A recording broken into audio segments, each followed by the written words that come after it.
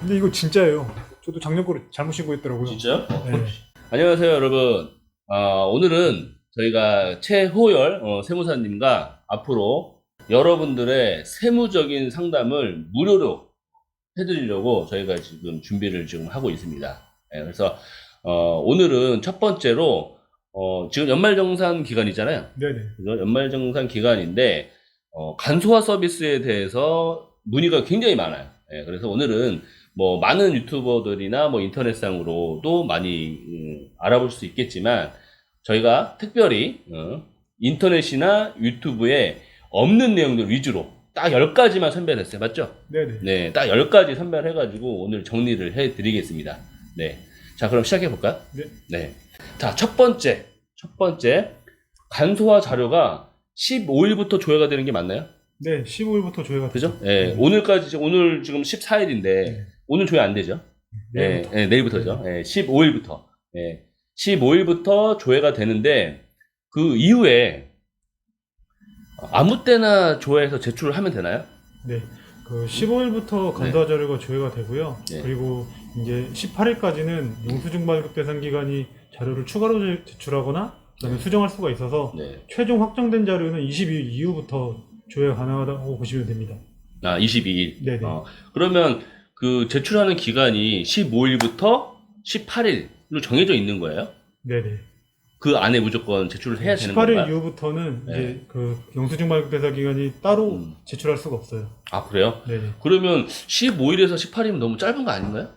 이제 그거는 네. 영수증 발급 대상 기관이 제출을 하는 거고, 네네. 그러니까 그 전부터 네. 15일부터 18일이 아니라 네. 그 전부터 해서 최종 자료는 18일까지 제출을 하는 거고. 그러면 네. 이제 그 전부터 미리 네네. 제출을 하는데 조회 서비스가 15일부터 된다는 얘기잖아요. 네네, 맞습니다. 그죠? 무슨 말인지 알겠습니다. 그러니까 15일 이전에라도 미리 네네. 각 회사에서는 미리 이제 신청을 받겠죠. 그죠? 그런데 간소화 서비스 조회가 15일부터 된다는 거고, 네네. 그게 18일이 마감이라는 얘기인 거죠. 18일까지는 네. 영수증 발급 대상 기관들이 홈택스에 제출하는 마감 기간이에요. 마감 기간. 네. 네. 만약에 그 기간을 놓쳤다면, 그럼 이제 반영이 안 되죠. 반영이 좀 안 이따 되는 거예요? 이후에 또 말씀드릴 건데, 네. 일단은 네. 네, 18일 이후는 반영이 안 됩니다. 자, 두 번째. 사용한 금액이 간소화 조회를 했는데, 여기에 지금 빠져 있는 사례가 엄청 많다고 그래요. 근데 이럴 때는 어떻게 해야 하나요? 근데 실제로 이렇게 그런 사례가 많이 있어요? 간소화 조회에 빠질 수가 있나요? 네, 간혹 있기는 있죠. 네. 이 경우 같은 경우는 네. 영수증 발급 대상 기관이 국세청에 자료를 제출하고 네. 그 국세청이 그 자료를 바탕으로 근로자에게 자료를 제공하는데 네. 결국에는 영수증 발급 대상 기관이 홈택스에 제출하지 않으면 그 자료는 빠지게 되는 거죠. 그럴 경우가 많이 있나 보죠? 네네, 간혹가다 있습니다. 그러면 이럴 때는 어떻게 해야 돼요? 이런 경우에는 네. 영수증 발급 기관에 직접 자료를 요청하셔서 네. 받으신 다음에 제출하시면 됩니다. 그 일일이 파악하려면. 근데 확인하기는 네. 사실 쉽지 네. 않은데 네. 이제 큰 금액들 큰 금액들. 예를 들어서 기부금 영수증 같은 경우 이런 것들은 기부처가 음. 나와 있기 때문에 네네. 확인하시기 좀 쉽죠. 다른 데보다. 그럼 보통 뭐 현금 영수증이나 신용카드나 뭐 이런 것들은 다 나올 거 아니에요. 빠지지 그렇죠. 않을 거 아니에요. 네, 안 빠지죠. 그러면 이제 안 빠지는 사례들은 이런 뭐 기부금이라든지 뭐 또 기부금 이외에 또 다른 것들이 좀 있나요? 안 빠지는 사례요? 예, 꼭 이제 놓치는 대부분 사례들. 보면 기부금이 제일 크죠. 기부금이 가장 네, 많습니까? 종교단체 기부금 같은 게 제일 네. 크죠. 그럼 잠시 후에 또 기부금 관련 또 내용이 있죠. 네네. 네, 잠시 후에 또 기부금 관련된 내용이 있으니까 그때 다시 말씀드리고. 자, 세 번째입니다. 자, 간소화 자료에서 조회되는 금액이 내가 회사에서 실제 납부한 건강보험료보다 적게 조회되는 경우가 많이 있다고 하는데 이런 경우가 있나요? 아주 많이 있죠. 아주 많다고요? 네, 아주 많습니다. 어떻게 이게 아주 많을 수가 있죠? 이런 경우에는 네. 뭐 여러 가지가 있을 수 있는데 대표적인 것 중에 하나는 공단에서 고지한 금액이랑 네. 급여를 지급할 때 건강보험료율을 곱해서 제공한 금액이랑 차이 때문에 그런 거거든요. 근데 원칙은 그 급여를 공제한 날이 속하는 연도에 소득공제에서 적용하게 돼 있어요. 네. 그렇기 때문에 나중에 실제로 보시면 네. 연말정산 자료를 보시면 나중에는 실제 공제한 금액에서 네.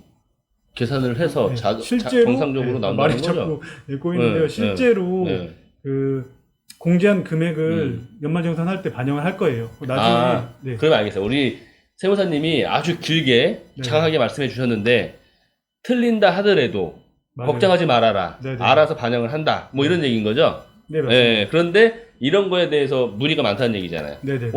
내가 낸 보험료는 이건데 왜 조회는 금액이 이거냐 이런 식으로 많이 한다는 얘기잖아요. 네, 맞습니다. 예, 그래서 자동으로 알아서 정산을 한다고 하니까 걱정하지 않으셔도 된다. 그런 말씀 드리는 거 맞는 거죠? 네, 맞습니다. 아, 네. 이렇게 정리하겠습니다. 자, 네 번째네요, 벌써. 네. 자, 네 번째는 아까 잠깐 얘기 나왔던 기부금 관련된 내용인데요. 기부금 세 공제율이 좀 많이 올해 변경이 된다고 하는데 맞나요? 네네. 네. 정확히 말씀드리면 올해만 적용이 되는 거고요. 올해만요? 네네. 내년부터는 네. 뭐 어떻게 변경될지 모르겠지만 일단은 올해 한시적으로 적용이 되는 거고요. 한시적으로 이런 거 네. 중요한 거잖아요. 한시적으로. 네, 올해. 그럼요. 네. 그리고 기존에 1,000만 원 이하 금액에 대해서 15% 적용됐던 게 20%. 네. 그리고 1,000만 원 초과 금액에 대해서 30% 적용됐던 게 35%로 한 5%씩 다 인상이 됐다고 보면 되는 거예요. 네, 맞습니다. 그러면 올해만이라고 했잖아요. 네네. 올해 기부한 거를 해준다는 거예요. 2021년도 작년에 작년이죠. 작년. 네, 그럼 이미 2021년. 끝났네요. 그렇죠. 끝났네요. 네네. 네, 그럼 실제로 작년에 기부했던 것을 5% 정도 인상해줬다는 얘기고, 네, 맞습니다. 그럼 2022년도 올해에는 다시 또 원상대로 네. 그 5%가 인상이 아닌 그 전에로 15%와 30%를 적용받게 되는 거네요. 네네. 네, 그러면 21년도에 기부하신 분들은 놓치시면 안 되시겠네요. 그죠? 네네. 네. 그리고 또 기부금 지출액 같은 경우는 다른 교육비나 의료비 같은 경우는 근로기간에 대해서 지출하는 금액만 공제가 대상이 되거든요. 네. 근데 지금 이 기부금 같은 경우는 제가 만약에 중간에 일을 안 하고 근무를 안 했다, 쉬었다, 네. 뭐 8월달에 휴직이었다, 네. 그러면 다른 거 같은 경우는 8월달에 쓴 금액이 공제 대상이 아니지만 네.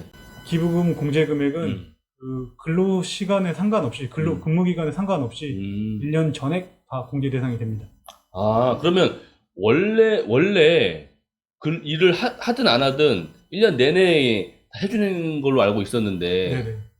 일부 뭐죠? 학원? 네, 의료비나 교육비. 등. 의료비나 교육비 등은 근로기간이 아니었을 경우는 안 해주는 거예요? 네, 맞습니다. 저희는 다 해주는 걸로 알고 있었어요. 절대 안 해줍니다. 여러분 이런 내용 없잖아요, 그죠? 네, 어디 찾아봐도 이런 내용은 없으실 거예요. 저도 이제 오늘 처음 알았는데 학원비나 교육비 이런 것들, 의료비, 교육비 등 근로기간이 아닌 경우에는 그러니까 쉽게 이제 뭐 이직을 하는 기간에 뭐 두세 달 쉬었다. 그 기간에 쓴 교육비는 공제를 안 해준답니다. 네, 하지만 기부금은 상관없이 다 해준다는 거 맞죠? 네, 맞습니다. 네, 그래서 기부금은 이 정도로 정리를 해보겠습니다. 네. 다섯 번째입니다. 장애인 공제에 관련된 문의가 또 많은데요. 보통 이제 우리가 상식적으로 장애인 등록증을 보유한 장애인들에게만 장애인 공제를 해주는 걸로 알고 계시잖아요. 네네. 그죠? 뭐 저도 그렇게 알고 있었고. 그런데 장애인 등록증이 없는 사람도 장애인 공제를 받는 경우가 있다고 그 세무사님이 아까 저한테 얘기를 해주셨어요. 이게 맞나요? 정확히 말씀드리면 네. 장애인복지법에 따른 장애인 등록증이나 장애인 증명서가 아닌 일반 의료기관에서도 네네네. 중증 환자에 대해서 장애인 증명서를 발급해 주거든요. 이 경우에도 잠시만요. 네네. 그러면 장애인 등록증이 없는 사람이에요. 네. 근데 일반인인데 내가 병원에 뭐 암이든 뭐 큰 병에 걸려서 치료를 받아서 중증 환자로 등록이 돼서 인정이 되어서 그 의료기관에서 장애인 증명서를 뗄 수가 있다는 건가요? 네네. 이걸 들으시는 분들은 만약에 내가 중증 환자라고 생각이 드시는 분들이다. 그러면 지금 치료받고 있는 의료기관에 문의를 해보셔야 되겠네요. 그죠? 그럼요. 자, 그러면 의료기관에서 중증 환자로 인정해서 장애인 증명서를 발급받아서 장애인 공제를 받는 경우가 있다라는 거죠? 네네. 저 오늘 또 이걸 또 처음 들었네요. 저도 이걸 준비하면서 네. 처음 알았습니다. 실제 사례가 있었나요? 사례라기보다도 네네. 대부분 다 모르시죠. 그러니까 몰라서 왜냐면은, 뭐 시도조차 안 하셨겠네요. 네네, 그동안. 그럼요. 왜냐면은 장애인 공제 같은 경우는 200만 원씩 적용이 되거든요. 아, 200만 원이요? 네. 그럼 적은 금액이 아니네요. 어마어마하죠. 자, 여러분, 잘 들으셨죠? 예, 만약에 이제 병원에서 중증 환자로 치료를 받고 계시는 분들은 의료기관에 한번 문의를 해 보셔서, 만약에 해당이 되신다 그러시면, 활용을 좀 해 보시면, 어쨌든 간에 지금 뭐 병원비도 많이 지금 부담이 되실 텐데, 이런 공제라도 좀 더 받으셔가지고, 좀 도움이 되셨으면 좋겠습니다. 네. 자, 6번째. 우리가 이제 보통 은행에서 뭐, 이런 경우죠. 뭐, 대출 연장을 해야 돼. 네네. 그런데 지금 막 이 시기에는 소득 증빙을 요청하는데 그 원천 징수 영수증이라고 하잖아요. 네네. 네. 근데 원천 징수 영수증이 지금 뗄 수가 없다고 하는 경우가 많이 있더라고요. 지금 네네. 현재. 그게 왜 그런 거예요? 근로소득 원천징수 영수증은 연말정산이 끝나야 나옵니다. 아, 그러면 지금 아직 연말정산이 안 끝났으니까 네. 아직 안 된다라는 거죠. 그러면 네네. 2월 이후에 연말정산이 끝난 이후에 원천징수 영수증을 뗄 수가 있다는 거잖아요. 네네. 자, 그러면 지금 당장 은행에서 또는 회사에서 또 내가 지금 원천징수 영수증이 지금 당장 필요한데 그 연말정산 끝날 때까지 지금 기다려야 되는 거예요, 막연하게? 아니죠. 회사에다가 네. 근로소득 원천징수부를 요청하시면 됩니다. 아, 원천징수 영수증이 아닌 원천징수부? 네. 아, 원천징수부는 뗄 수가 있는 거예요? 네, 그럼요. 언제든지 뗄 수 있죠. 아, 그러면 그걸 가지고 은행이나 뭐 기타 원천징수 영수증과 똑같은 효력을 발생할 수 있는 서류인 거죠? 네네. 해결됐죠, 여러분? 예, 지금 원천징수 영수증이 안 끊긴다고 하시는 분들이 많은데, 원천징수부, 예, 근로소득 원천징수부를, 떼시면 됩니다. 네, 맞죠? 맞습니다. 네. 7번째입니다. 또 이런 경우 있잖아요. 지금 뭐 다른 회사로 이직을 했어요. 네네. 다른 회사로 이직을 하고, 지금 현재 회사에서 연말정산을 좀 해야 되는데, 이제 이런 걱정이 될 것 같아요. 그럼 기존에 회사에 했던 것들을 거기서 연말정산을 해야 되는 건지, 아니면 여기서 그냥 바로 기존 회사에, 옮긴 회사에서 그냥 다 반영을 해서 할 수가 있는 건지, 그것도 궁금해 하시거든요. 네. 이 경우는 네. 원래는 네. 연말정산이라는 거는 그 중도퇴사하면서 연말정산이 아니라 중도퇴사자 정산을 하는 거고요. 그리고 그때 받았던 원천징수 영수증과 네. 그리고 지금 다니는 회사에 제출을 하게 되면 네. 합산해서 연말정산을 하게 됩니다. 중도 퇴사를 하면 중도 퇴사 원천 징수 영수증이 끊긴다는 거죠. 네네. 그러면 그것을 자동으로 가지고 오는 거예요? 아니면 제가 그 기존 회사에 회사에다 요청을 해서 네. 받은 다음에 기존 회사, 지금 다니는 회사에다가 네. 제출하시면 돼요. 그럼 자동으로 끌고 오는 게 아니라 내가 기존 회사에 얘기를 해야 되는 거군요. 네네. 이걸 안 하면 안 하게 되면 네. 이제 5월달에 종합소득세를 네. 합산해서 다시 신고하셔야죠. 어차피 그때 또 다시 필요한 거네요. 네. 그런데 5월달에 하시는 네. 거는 네. 이제 본인이 직접 하셔야 되는 거고 네. 이제 지금은 회사에서 알아서 해주는 거고. 그러면 좀 귀찮더라도 기존 회사에 연락을 해서 중도 퇴사 원천징수 영수증, 네, 여러분 좀 어려운데 기억을 하세요. 중도 퇴사 원천징수 영수증, 이걸 떼어서 지금 현재 회사에다 제출을 하시면 된다고 합니다. 맞나요? 네, 맞습니다. 네. 자, 8번째 질문입니다. 자, 요 질문은 뭐 많이 아실 것 같긴 한데, 근데 이런 질문이 굉장히 많다고 하셨어요. 네네. 네. 제가 봐도 뭐 이런 질문 많이 안 할 것 같은데, 신용카드를 엄청 많이 쓰잖아요. 요즘 거의 대부분 뭐 신용카드 쓰잖아요. 저도 요즘에 뭐 지갑도 안 갖고 다니고 다 카드로만 쓰는데, 신용카드를 많이 쓸 수밖에 없는 지금 생활 패턴이고, 그런데 신용카드를 쓴 거에 비해 소득공제를 많이 못 받는 것 같다. 이런 질문을 많이 하신다고요? 네네. 대부분 보시면은 네. 그 신용카드 금액은 많이 썼는데 네. 이거 나는 공제를 하나도 못 받았느냐라고 말씀하시는 경우가 있는데 네네. 이 경우에는 네. 그 급여의 일정 금액을 초과하는 금액만 공제가 되거든요. 따라서 만약에 내 공제 금액이 0원이다 네. 라고 하시면 네. 그 초과를 못했기 때문이라고 생각하시면 됩니다. 그 기준이 있다라는 거예요? 네네.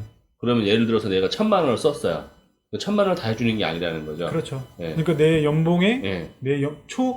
총 급여의 네. 일정 금액 초과하셔야 돼요. 아, 총 급여. 그러니까 본인 소득에 따라서 이게 비율이 달라지는 거예요? 네네네. 이 부분은 또 다음 시간에 너무 이제 좀 깊이 들어가면 네네. 어려우니까 여러분들 이제 아셨죠? 신용카드를 많이 쓴다고 해서 다 공제를 받는 게 아니라는 거. 본인 소득과 일정 기준에 맞춰서 공제를 하기 때문에 내가 쓴 거에 비해서 공제를 덜 받는다라는 거. 네, 놓치는 건 아니죠, 그게. 이제 그렇게 생각하시면 돼요. 네. 내가 만약에 음. 그 신용카드 세액공제를 못 받았다. 내 총급여가 어마어마하다. 아, 급여가 많으신 분들은 덜 받는 거군요. 네, 그렇죠. 네. 아, 적으신 분들은 좀 많이 받는 거고. 그렇죠. 네, 어, 그렇게 얘기하면 좀 그렇지만 그렇습니다. 여러분 들으셨죠? 자, 신용카드 세액공제를 많이 못 받았다고 느끼시는 시청자분들은 소득이 높으신 겁니다. 네, 오늘 딱 정해드렸습니다. 소득이 높으신 걸로. 네. 자, 9번째 질문은, 연말정산 시 소득공제를 못 받고 놓치는 경우도 있을 거잖아요.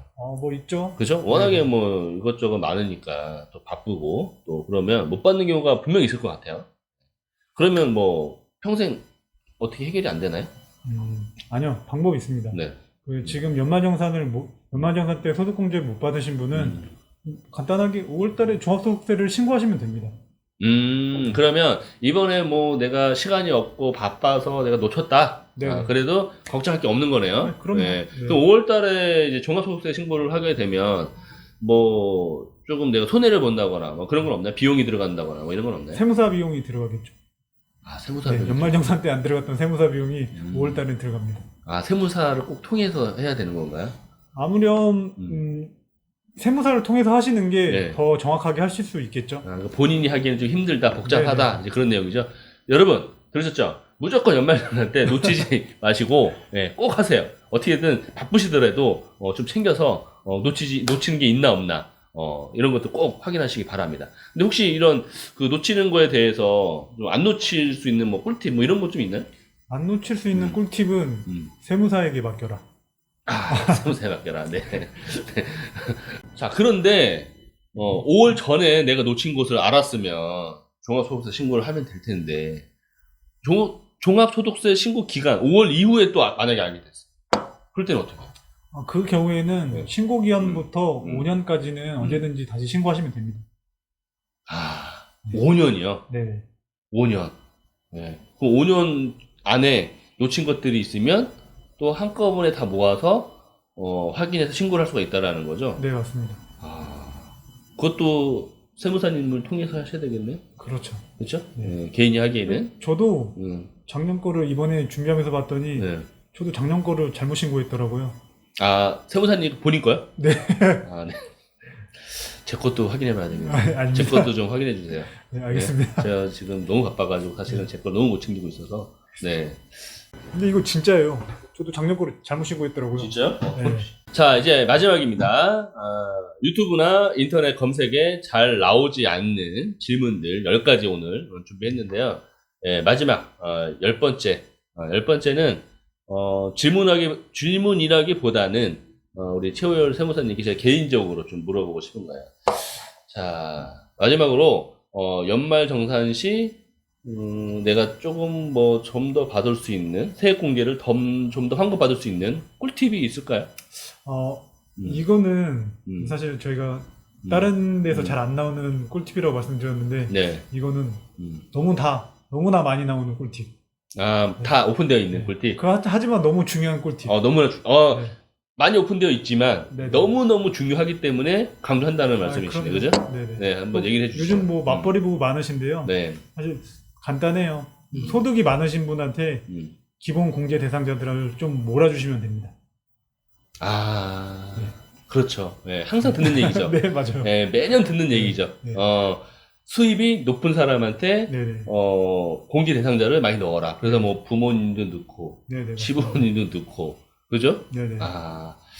여러분 요 얘기는 뭐 정말 뭐 다 알고 계시는 꿀팁이지만 그래도 또 놓치시는 경우가 있을까봐 말씀해 주신 것 같아요. 그래서 이제 연말정산 기간인데 정신 없고 뭐 그렇다 하지만 좀 놓치시는 거 없이 저희 채널을 좀 시청하시는 우리 시청자님들만이라도 올해 연말정산 잘 하셔가지고 환급을 다른 사람보다 좀 더 받을 수 있으셨으면 하는 바람입니다. 네. 오늘은 이제 이 정도로 마무리하고 네네. 저희가 이제 또 다음 또 시리즈로 계속 또 무료로 우리 시청자님들이 궁금해하시는 고민들, 세무적인 고민들 이런 것들을 계속 이제 진행을 앞으로 해 주실 거죠? 네네네. 네. 저희가 이제 뭐 새롭게 그 시작을 했으니까요. 많이 좀 기대 좀 해 주시고요. 제가 사실은 이제 뭐 전문 유튜버는 아니에요. 그죠? 네, 맞습니다. 하지만 우리 세무사님과 제가 이런 거죠. 제가 이제 만약에 제가 이제 개인적으로 이런 것들은 물어보기 좀 창피한 것들이죠. 그냥 뭐 창피하다기보다도 이런 사소한 거 물어봐도 되나? 세무사님한테 이런 거 무슨 느낌인지 아시겠죠? 헷갈리는데 이런 거 물어보기에는 너무 사소한 것들. 하지만 그런 것들이 우리한테 필요하잖아요, 그죠? 예. 우리 세무사님들이 볼 때는 아무것도 아닌 거지만 저희들이 볼 때는 세린이죠, 저희가 세린이. 네네. 저희 세린이들은 그런 사소한 것도 사실 궁금한데 물어볼 데가 없어요, 잘. 그렇죠? 여기다 물어보시면 네. 비용을 또 내고 하기에는 뭐 하고 그래서 이제 그런 분들을 위해서 저희가 이렇게 채널을 지금 시작을 하는 거니까요. 많이 이용을 해주시고 물론 뭐 지금은 뭐 구독자가 없으니까 많이 안 물어보시겠지만 나중에 또 이제 너무 바빠지면 우리가 답을 다 못 드릴 수 있기 때문에 뭐 댓글이나 뭐 이런 거 남겨주시면 저희가 이제 시간이 되는 대로 하나씩 뭐 도움이 될 수 있는 최선을 다해서 답을 남겨드리고 도움을 드릴 테니까 앞으로 저희 제목이 뭐죠? 저희 채널 이름이? 무료 세무상담 TV. 네. 무료 세무상담 TV. 네. 구독과 좋아요 많이 눌러 주십시오. 네. 그래야 저희가 계속 무료로 세무상담을 해 드릴 수가 있습니다. 네. 자, 오늘 여기서 마무리하고요. 그러면 다음 주에 또 뵙는 거죠? 네, 다음 주에 또 뵙도록 네. 하겠습니다. 오늘 뭐 금요일 저녁인데 일찍 들어가셔서 주말 잘 보내시고 네. 다음 주에 또 건강한 모습으로 뵙겠습니다. 네. 수고하셨습니다. 네, 수고하셨습니다. 네.